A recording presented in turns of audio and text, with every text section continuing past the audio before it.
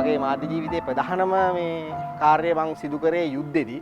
ඒ කියන්නේ සම්පූර්ණ යුද්ධය තමයි මම වාර්තා කරේ ආරක්ෂක තොරතුරු අංශේ වාර්තාකරුවෙක් විදිහට. ඉතින් එතන අර තනිකරම ධර්මපාලය තමයි ඇත්තටම මේ පැත්තේ අපි හමුදාවට නොගියත් මේක ධර්මපාලය කියන්නේ රට ජාති ආගම වෙනුවෙන් සහ මේ බොහොම මේ ධර්මපාලතුමාගේ චින්තනය සහ ඒ වගේම මේකේ හමුදාපතිවරු සහ ඒ විශේෂයෙන්ම මේ මිලිටරි පැත්තට බොහොම නැඹුරු මේ ප්‍රජාවක් තමයි හිටියේ. ඒ වගේම බොහොම මේ ශිෂ්‍යපට සහ නායකත්වයේ සහ රට ජාති ආගම පිළිබඳව යම් හැඟීමක් මේ පාසල තුල ඇත්තටම ලබා දුන්නා. අනිත් පැත්තෙන් මේ සමාජයේ සේවයේ පැත්තෙන් ඒ කියන්නේ රටට මොනවා හරි දෙයක් ධර්මපාලතුමාගේ චින්තනයට අනුව ධර්මපාලතුමා මේ රටට කරපු දේවල් අසීමිතයි. ඉතින් අඩු ගානේ ඊයින් දශම ගාණක් අපිට කරන්න පුළුවන්ද කියන දේ එක පැත්තකින් එනවා.